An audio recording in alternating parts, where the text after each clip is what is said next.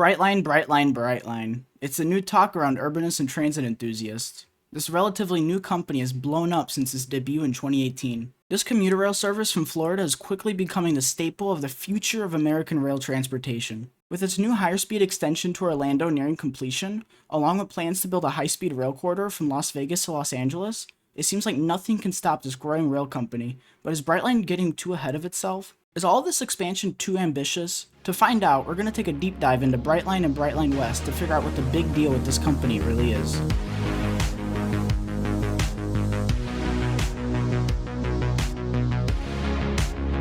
Brightline started in 2012 when it was known as All Aboard Florida. All Aboard Florida, which later was rebranded to Brightline, is owned by the Florida East Coast Industries, a transportation and real estate holding company. Remember the real estate part, that's going to be important later. And Florida East Coast Industries is owned by Fortress Investment Group, which is a giant private equity firm that has its toes dipped into multiple sectors of the economy. Recently in 2017, Fortress was bought by SoftBank Group, an even larger hedge fund that if I fully explained in this video will well be over an hour long. Got it? Good. Right. So Brightline is owned by a bunch of private companies, which is a huge part of its brand image. As seen right here, the tagline says, "All Aboard Florida is the country's first privately owned, operated, and maintained passenger rail service." While not true in the slightest, it is the only active private rail in the United States currently operating. Going back a couple of decades, we can see Brightline's predecessor, which just so happened to be owned by Florida East Coast Railways, the company Brightline leases its tracks from. But, as you may have known, many private passenger rail companies either went bankrupt or switched to freight only in the 50s and 60s, including Florida East Coast Railways. Not wanting to lose these passenger services altogether, the government absorbed many of these passenger services into a company known as the National Railroad Passenger Corporation, or Amtrak for short. Unfortunately for Florida, the East Coast Railways abandoned their passenger services just 3 years before Amtrak was formed, which is why they didn't take over the service. And except for a few exceptions, mainly one, but we'll get to it later, government agencies have been the only one running passenger rail services in the United States.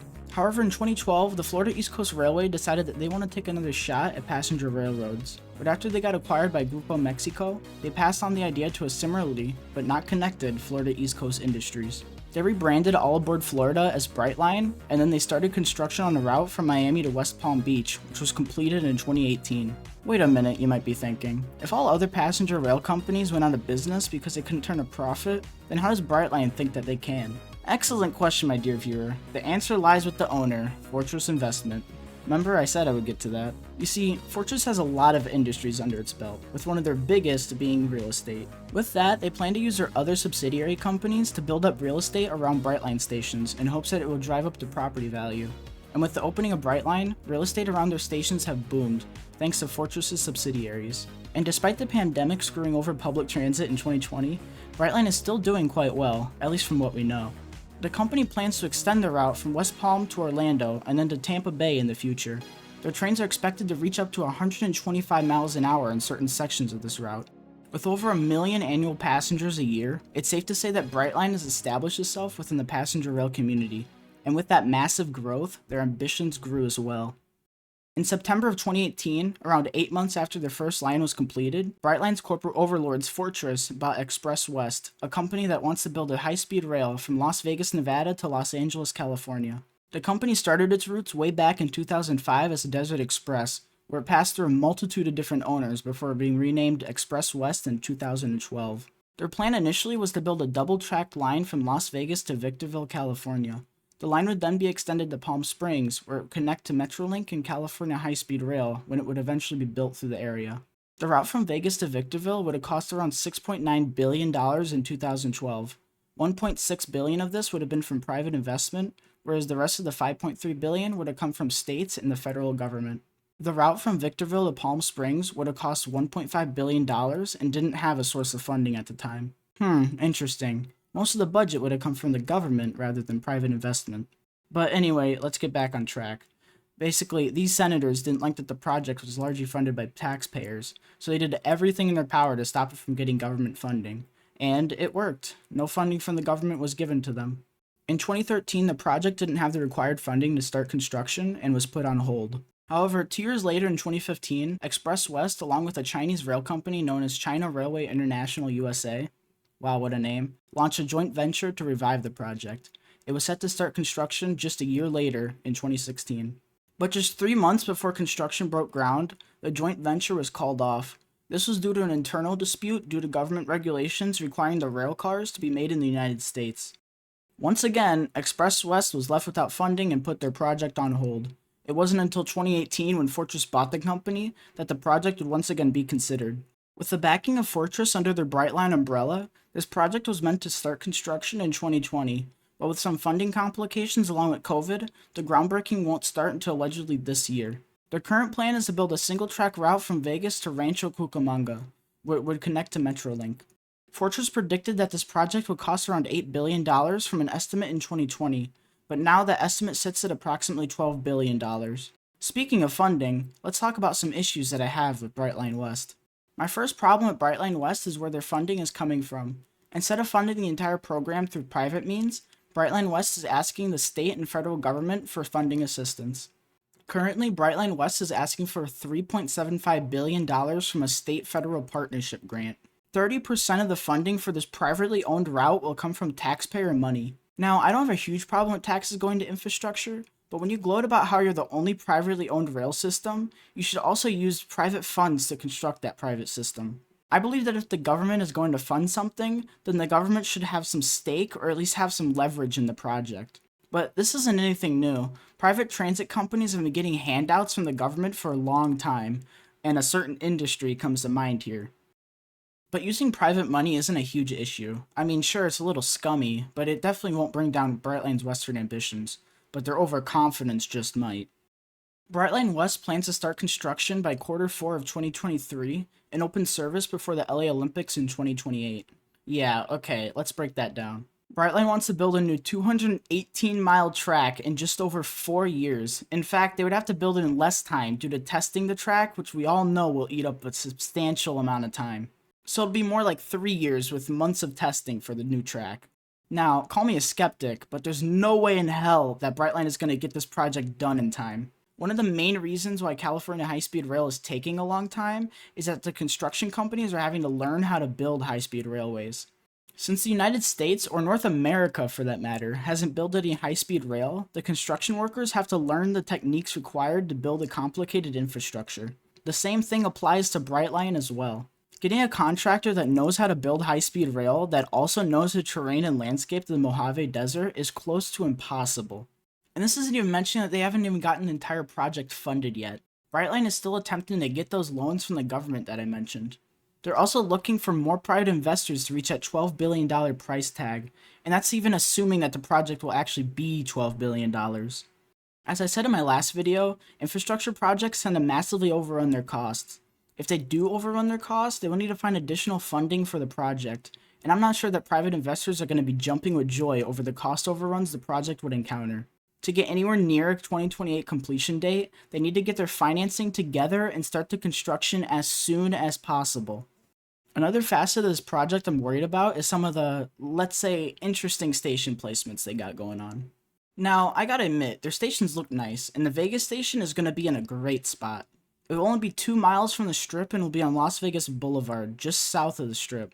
And they're currently working with multiple resorts and casinos to arrange transportation for guests the minute they get to the station. This central area can also be a great place for a transit hub, connecting the trains with local transportation such as buses and possibly even an extension to Vegas's monorail system.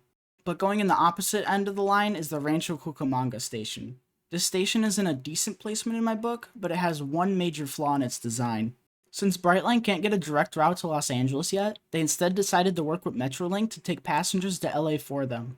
The station will connect to Metrolink's San Bernardino line, where it will then take passengers to Union Station, right near the center of Los Angeles.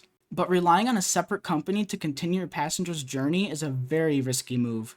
Any mistake, cancellation, or schedule change on Metrolink's end will inadvertently affect Brightline's reputation. Let's take Metrolink's schedule for example. The San Bernardino line currently runs 18 trains a day on that line. Pretty good, but not amazing, especially when you see that the majority of these trains run during rush hour. Metrolink runs fewer trains on the weekends, with 8 trains running on Saturdays and Sundays. Now that might be fine for workers commuting between the two cities, but you have to remember that many of these potential customers will be tourists, where the rush hour won't be a problem for them. In fact, they'll most likely travel outside of rush hour to avoid the crowds and traffic. To rely on Metrolink to get passengers on their last leg of their journey, Brightline needs to convince Metrolink to update its schedules by running more trains on the San Bernardino line, or arranging a train that connects with Brightline anytime the train arrives or departs. If the transfer process isn't seamless or at least good, it might discourage further use of Brightline West's system. And that's not even mentioning their Victor Valley station, which is literally going to be built pretty much in the middle of nowhere, right by a prison. Building it in the middle of nowhere does bring some opportunity for real estate developers, but not building it in the middle of the city where people will actually want to go is kind of a dumb move on Brightline's part.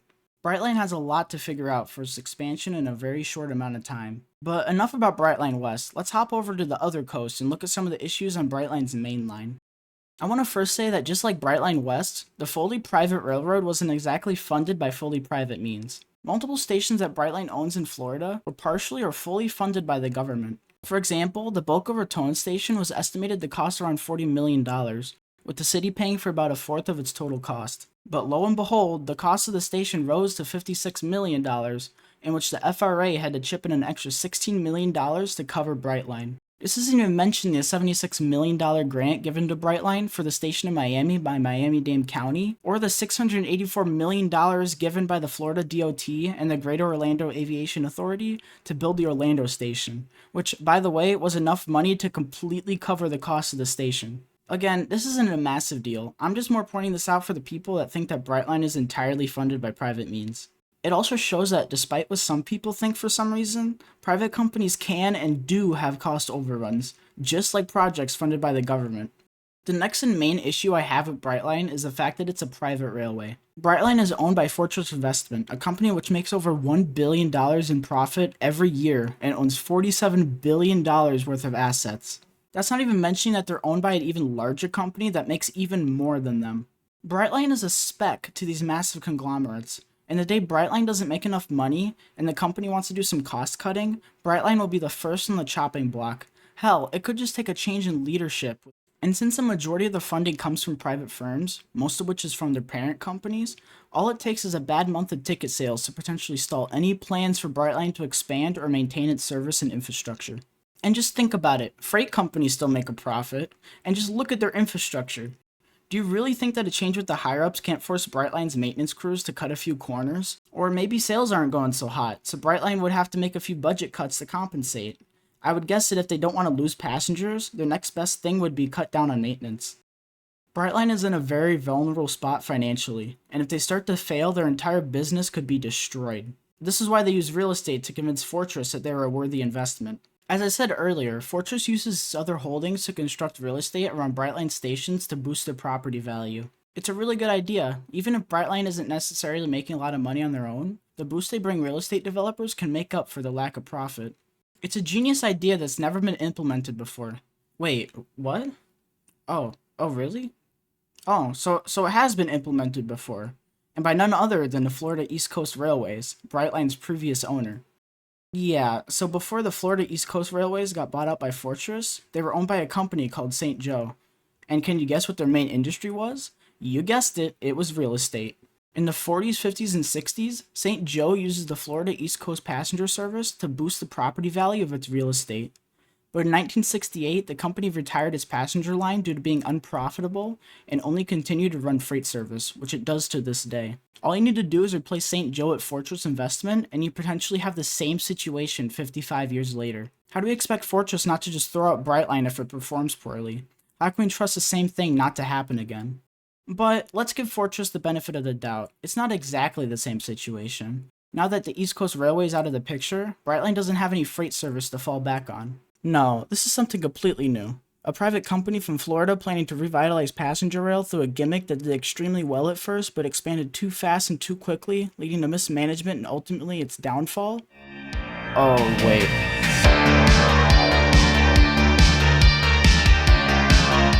If you want the entire story of AutoTrain, I would highly suggest watching The Rise and Fall and Rise of AutoTrain by Peter Dibble. After finishing this video first, of course. He goes into an incredible amount of detail explaining the company from a successful beginning to its downfall. But in short, AutoTrain was a private rail company that ran from 1971 to 1981. They used auto racks, which allowed the train to carry its customers' vehicles along with them to their destination. The main track ran from Lorton, Virginia to Stanford, Florida, which is right outside of Orlando. It was primarily targeted to older folks who would make the drive from Florida in the winter and then back up to the Northeast in the summer. The service was advertised as a luxury experience with dome cars, expensive furnishings, and full-course meals. This luxurious experience, along with the ease of taking your car with you from the Northeast to Florida and back again, made AutoTrain an instant success. And with the success, the company wanted to branch out and create more lines offering the same service.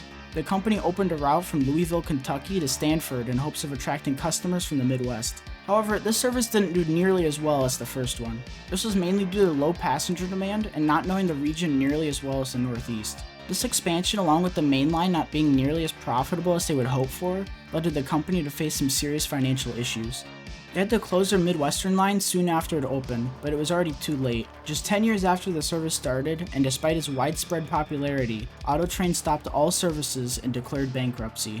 And just like with all the other private railroads before it, Amtrak took over the name AutoTrain and started running services along its main track in 1983, where it runs to this day.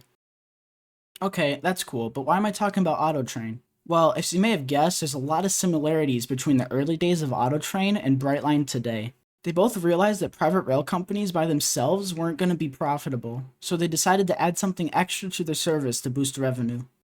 AutoTrain carried personal vehicles, which led to a hassle-free journey after you got off the train. It allowed the train to not have to stop in the middle of a city where the amenities are, but rather it could stop well outside the amenities or density, and the passengers could just drive the rest of the way.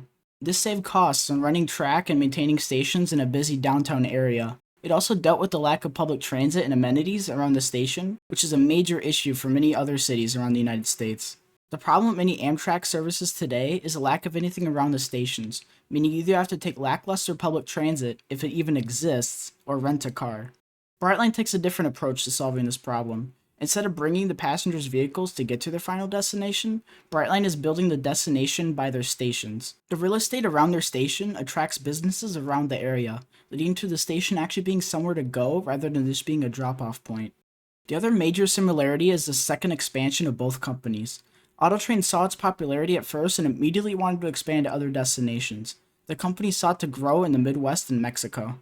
They even thought to grow their business further by offering the services to truckers hauling long distance. It was looking bright for AutoTrain, until it wasn't. Their first expansion to Kentucky was vastly underperforming due to a multitude of issues. One of their main issues was frequency. Frequency. I have and will continue to say this while talking about transit. The frequency of transit is an enormous factor in obtaining and retaining passengers. If a train comes every hour, people will be less likely to ride it. If you missed a train, no one's going to wait an hour till the next one. If it was 20 minutes, however, people were likely to stay to catch the next train. It's simply about convenience. You know, it's crazy that this comes up on my channel a lot. The Midwestern route already has some questionable frequency, and when ridership didn't go the way AutoTrain expected, they limited their trains to only once a week. I don't need to tell you why that doesn't work. It wasn't all about frequency, though. It seems like the company didn't really know what they were getting into. It took only 4 years to plan and start service on the route, and while being quick isn't a main concern, it does raise the question as to how much thought really went into this plan. It seems like AutoTrain saw its initial growth and opted to expand quickly, rather than building up its main line and extending it out from there. I believe that Brightline is getting way ahead of itself here. When Brightline West does start construction, there's a good chance that it will go over budget, much like many of Brightline's stations have done before. I also think that the route from Las Vegas to the LA Metro won't be nearly as profitable and busy as the company is expecting. Now, I could be completely wrong on this, and honestly good if I am, but I don't see a lot of people willing to take the train between these two regions. I get that over 50 million people travel between the two cities every year, but unfortunately, I don't think as many people are willing to drive to either station and then take public transit the rest of the way. And by the way, Las Vegas barely has any public transportation. They have a monorail and bus services, which aren't very reliable at times, especially if it's your only option for transportation. LA does have a decent transit network, but many of its lines only run hourly, which as a tourist or worker isn't exactly very helpful and can quickly get frustrating. Why would you want to deal with either city's adequate or almost non-existing public transit when you could take your car to both places, the things that these cities obviously prioritize? For a route between Las Vegas and Los Angeles to truly work, you need not only a good service from the regional train, but also a boost in the public transportation of these cities. If the line was a government-run train, it'd be much more understandable to fund the city's public transit than doing it for a private company. I'm worried about Brightline's expansion into the West. It's the same thing that brought down AutoTrain. Too much expansion in a short time, which led to the company becoming unprofitable. You have to remember that private passenger rail is already hard to make a profit off of, so having one success doesn't mean that the next plan will be just as successful as the first. It would be much safer to stick with the original route and enhance it rather than expand to a completely new region in only a couple of years of operation. Despite everything I've said, I don't dislike the idea of Brightline. I think it's important to have as many transit options as possible, public or private. What I see though is a company that's getting way over its head trying to expand for the sake of profit margins rather than delivering a valuable service to the community it runs through. I'm worried that Fortress might try to pull the plug on Brightline or cut services to communities because they're not making enough money to satisfy their executives. I mean, Brightline already cut off all of its services and laid off more than 200 employees during COVID. What's stopping them from cutting a few of their services or firing a few of their employees for more profit? I want to think that Brightline really cares about their service rather than just their profit, but completely canceling service during COVID when other government rail operators like Tri-Rail still ran shows a lot about the company. Brightline has a hard choice to make, either putting passengers first and risk funding cuts or even getting shut down, or putting profits first, and in the world of passenger service, it's incredibly difficult to make a train service profitable.